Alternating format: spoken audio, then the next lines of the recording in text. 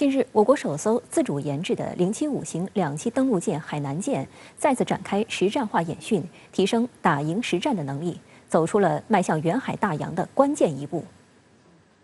海南舰此次演训在湛江某军港开展，损管演练、战伤救护等科目依次进行。演练结束后，官兵们立即聚在一起，围绕党的20大报告里提到的全面加强练兵备战、增加先预新制作战力量比重等内容展开学习讨论。作为一名老兵，张义成入伍以来就一直在登陆舰部队服役，从传统登陆舰到综合登陆舰，再到2栖攻击舰，他亲历了海军3代2栖作战舰艇的跨越发展。海南舰的新舰艇、新装备、信息化高度集成，对于我们首批舰员来说，就是摸着石头过河，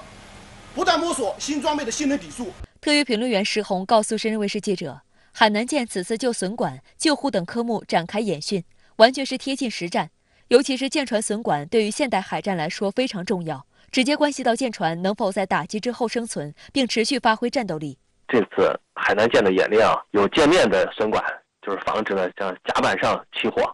因为甲板上的话有大量的这种装备嘛，特别是航空装备，这些呢是一方面要预防的，还有一个就是在甲板下的这个机库里边，这些要打开舱，那它呢是一旦呢着火或者是发生了爆炸之后，也是会导致了更大的损伤。所以你看损管，它是针对这些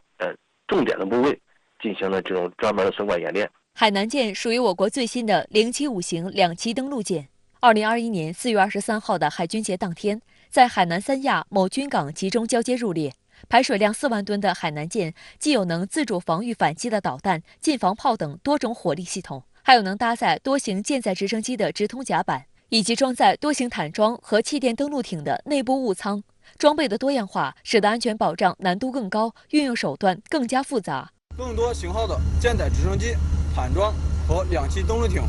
之间的协同配合，是我们新制战斗力建设中的重要因素。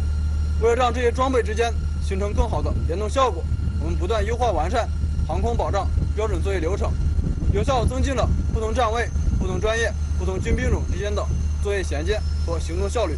作为我国自主研制的直通甲板式2栖攻击舰，075型可以与航母组成特混舰队，既具备很强的制空和制海能力，也有强大的2栖攻击能力。同时，075型和071型船坞登陆舰配合，可形成2栖打击群。075型为2栖打击群的核心力量，071型船坞登陆舰则主要担负2栖运输任务。075型2栖攻击舰还可以在常规行动中担任指挥舰和打击群中枢作用，与其他非2栖战舰形成海空一体的联合作战能力。我们现在可以说，这艘海南舰呢，它的整体作战能力是非常之强的，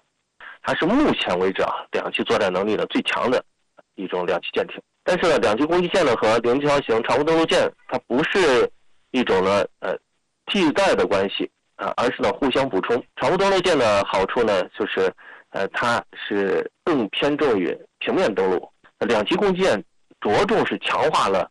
垂直登陆能力。除了首舰海南舰，075型2栖攻击舰的2号舰广西舰也频频亮相。央视军事本月中旬曾报道，海南舰与广西舰组成登陆输送群，赴南海某海域开展多科目考核。考核中，在飞行引导员的指挥下，舰载直升机起飞，奔赴敌岛实施登陆作战任务。与此同时，由海南舰、广西舰搭载的气垫艇、2栖陆战装备泛水前出，向敌岛滩涂阵地发起突击。报道指出，此次重点考核舰载直升机、气垫艇、2栖陆战装备持续出动回收能力。考核过程中，舰载直升机需要通过不同的起降点进行起降训练。前不久，我们刚刚完成全训考核，走出了迈向远海大洋的关键一步。下一阶段，我们将不断深入推进实战化军事训练，